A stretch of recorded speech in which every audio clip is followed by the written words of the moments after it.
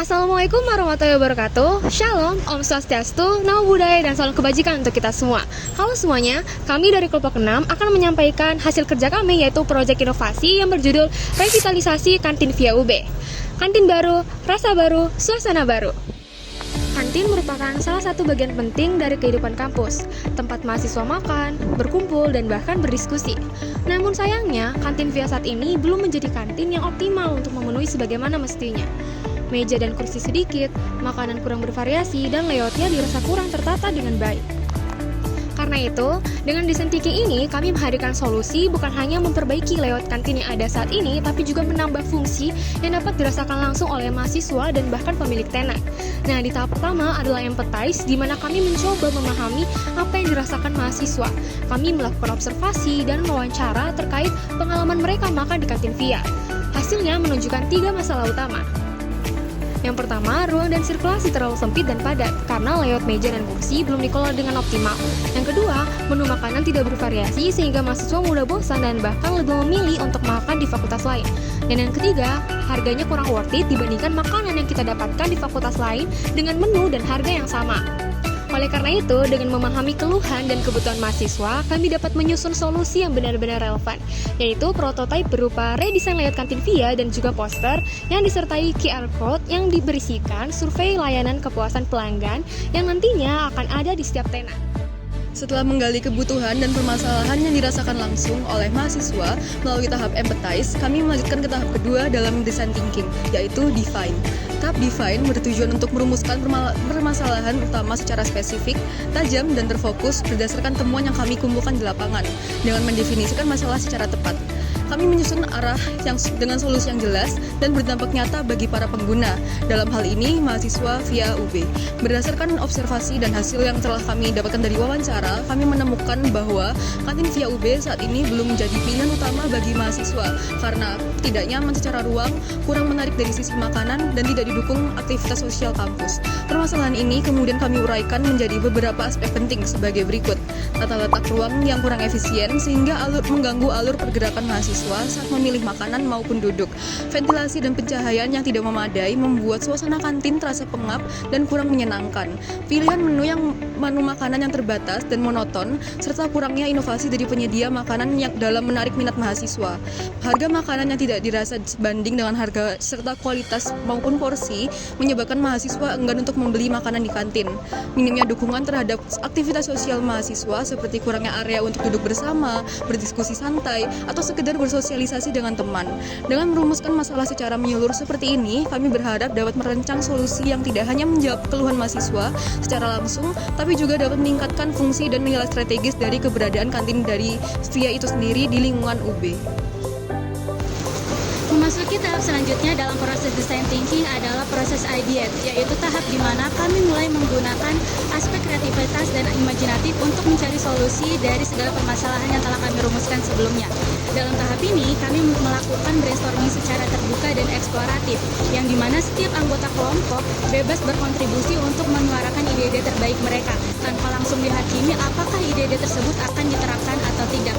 Karena prinsip utamanya adalah semakin banyak ide, maka semakin besar pula kemungkinan untuk mendapatkan solusi yang tepat dan inovatif. Dari hasil eksplorasi ide yang telah kami lakukan, beberapa gagasan utama yang dihasilkan adalah yang pertama, desain layout baru kantin dengan konsep deret membentuk L agar sirkulasi pengunjung menjadi lebih lancar dan area menjadi lebih terbuka.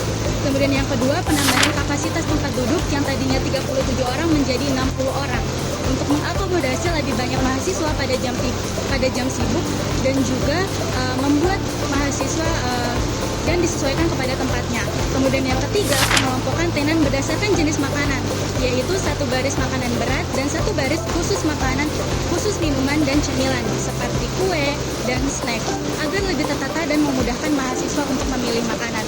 Kemudian yang keempat, penyediaan satu tenan khusus yang dapat dikelola oleh organisasi kewirausahaan mahasiswa. Hal ini sebagai bentuk dukungan semangat agar semangat entrepreneur sekaligus menambah variasi makanan agar lebih fresh dan kekinian. Dan yang terakhir, kami juga menambahkan wastafel yang pastinya berguna setelah makan untuk mencuci tangan.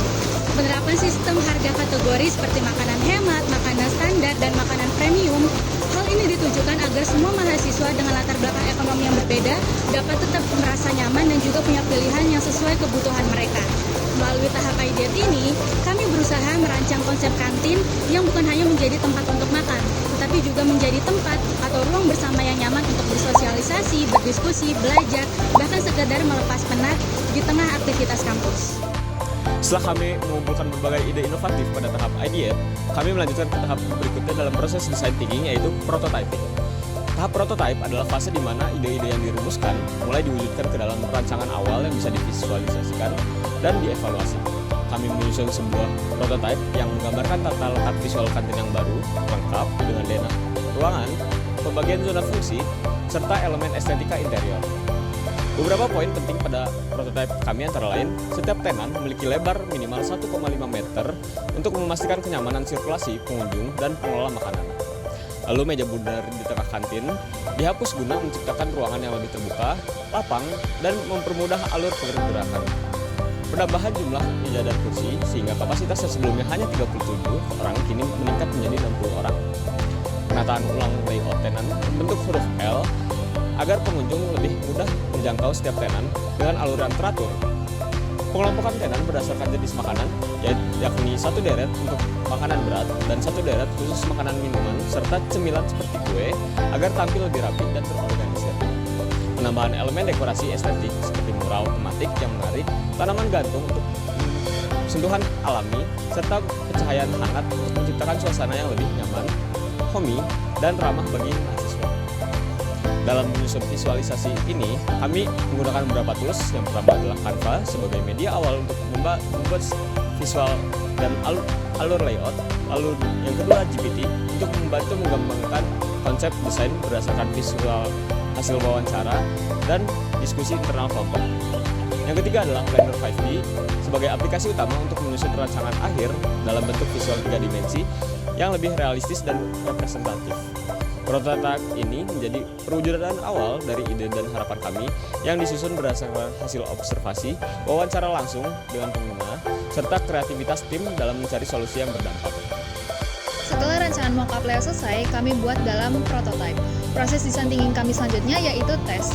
Jadi tes ini bertujuan untuk menguji coba dan mengevaluasi apakah solusi yang telah kami berikan itu benar-benar relevan, diterima dan sesuai dengan ekspektasi mahasiswa via UB. Kami melakukan survei online menggunakan Google Form yang berhasil menjaring lebih dari 32 responden mahasiswa via UB dari berbagai angkatan dan juga latar belakang. Hasilnya itu sangat positif. Mayoritas responden itu menyatakan menyukai konsep tata letak baru yang lebih lapang dan teratur.